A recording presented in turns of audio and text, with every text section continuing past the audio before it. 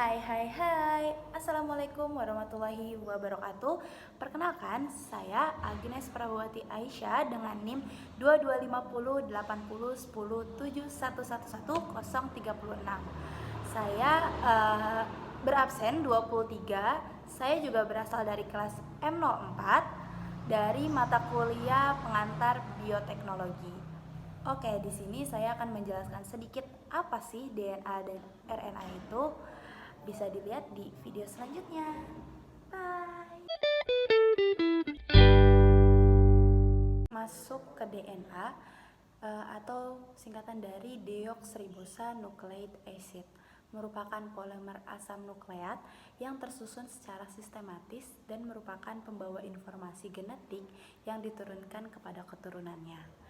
Polimer dalam DNA terdiri dari 3 komponen utama, yaitu gula pentosa atau deoksiribosa, asam fosfat atau trifosfate, dan basa nitrogen. Polimer tersebut membentuk struktur 2 untai heliks ganda yang disatukan oleh ikatan hidrogen antara basa-basa yang ada. DNA ditemukan di kromosom atau inti dan di mitokondria. Nah, tadi disebutkan sebelumnya bahwa DNA itu tersusun dari polinukleotida yang artinya terdiri dari banyak nukleotida. Masuk ke nukleotida dan nukleosida. Nukleotida sendiri tersusun dari fosfat, gula, dan basa nitrogen, sedangkan nukleosida hanya tersusun dari gula dan basa nitrogen. Nukleosida plus fosfat menjadi nukleotida, sedangkan gula pentosa jadi deoksiribosa. Selanjutnya basa nitrogen itu ada 2, yaitu ada purin dan primidin. Purin sendiri terdiri dari adenin dan guanin, dan primidin sendiri terdiri dari sitosin dan timin. Ikatan antara basa nitrogen ini tersusun dari ikatan hidrogen, yang mana adenin akan berikatan dengan timin yang tersusun dari 2 ikatan hidrogen. Sedangkan sitosin berikatan dengan guanin yang tersusun dari 3 ikatan hidrogen. Masuk ke apa sih fungsi DNA?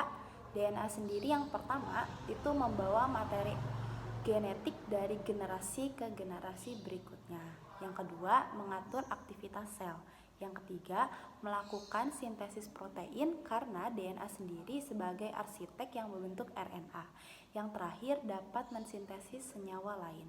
Selanjutnya ada replikasi DNA. Yang pertama, konservatif, yaitu DNA lama tidak membuka langsung membentuk DNA baru yang utuh. Yang kedua ada semi konservatif, yaitu DNA lama akan terbuka dan membentuk cetakan membentuk DNA baru gitu. Kalau di ketiga itu ada dispersif, jadi DNA lama akan terpotong dan membentuk DNA baru yang hasilnya itu berupa penggalan DNA lama dan DNA baru gitu. Selanjutnya masuk ke RNA. RNA itu kurang lebih sama dengan DNA.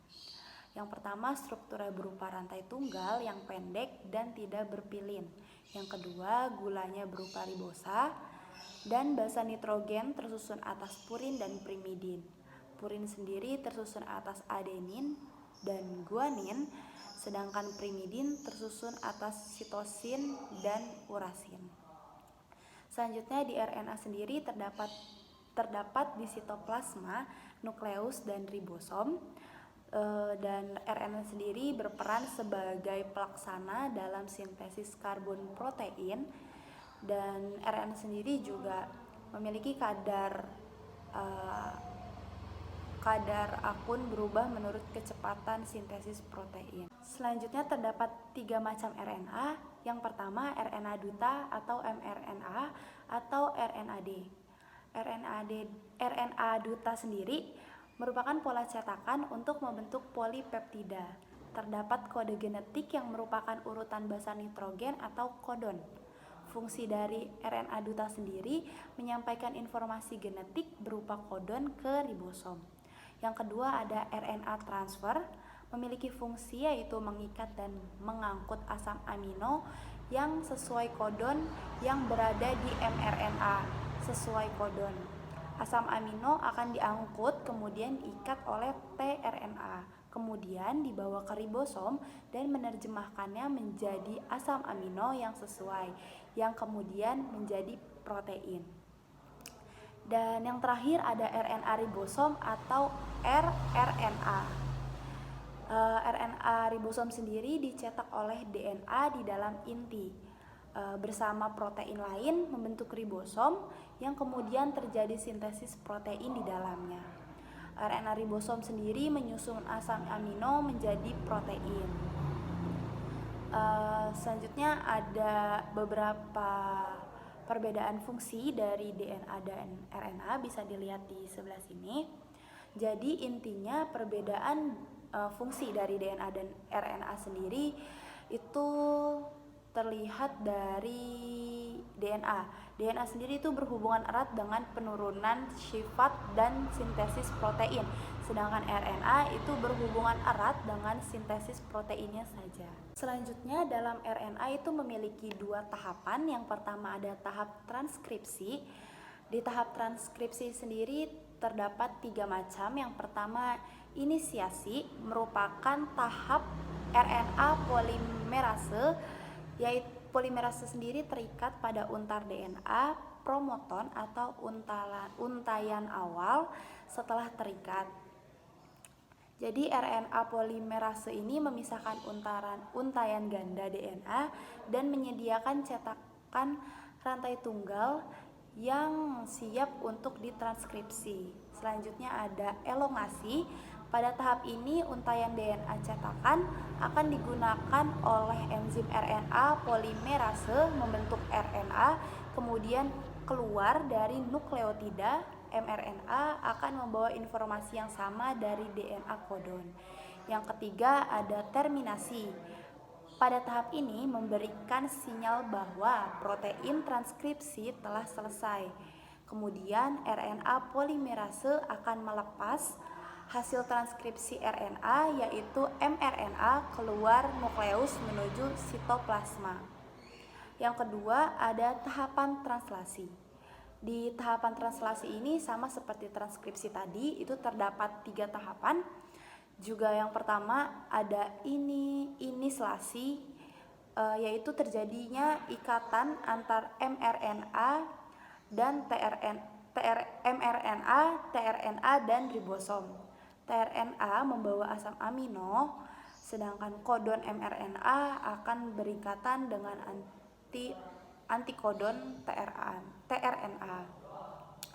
Yang kedua ada elongasi. Di elongasi sendiri terjadi asam amino yang dibawa tRNA saling berikatan.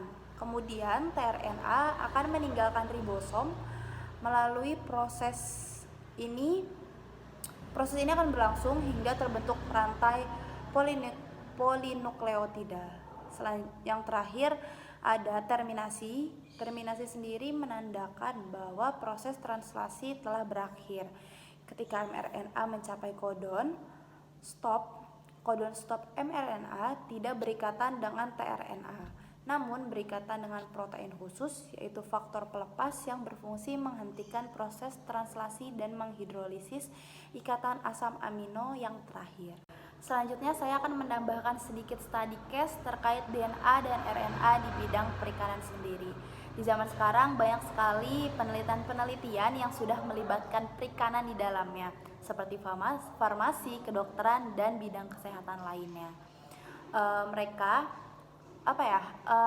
melakukan uji coba itu kepada ikan zebra, karena ikan zebra sendiri melihat dari harganya yang murah, cepat berreproduksi, ikannya juga berkualitas unggul, dan yang poin pentingnya sendiri, ikan zebra itu memiliki genom yang hampir sama seperti manusia, karena di dalam ikan zebra sendiri memiliki genom yang terdiri dari 26.260 gen penyandi protein.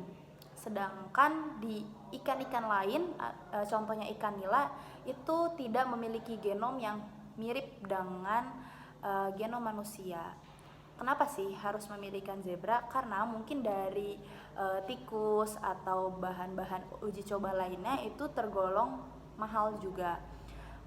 Pernah juga ada salah satu penelitian mengenai melihat efek dari diabetes sendiri terhadap ikan zebra, dan itu berhasil karena yang tadi saya sebutkan bahwa genom di dalam ikan zebra sendiri memiliki kemiripan dengan genom manusia. Sekian penjelasan singkat dari saya mengenai DNA dan RNA. Semoga teman-teman semua yang menonton video ini mendapatkan manfaatnya. Oke, mungkin sekian. Dilanjut di video-video saya berikutnya. Bye bye. Assalamualaikum warahmatullahi wabarakatuh.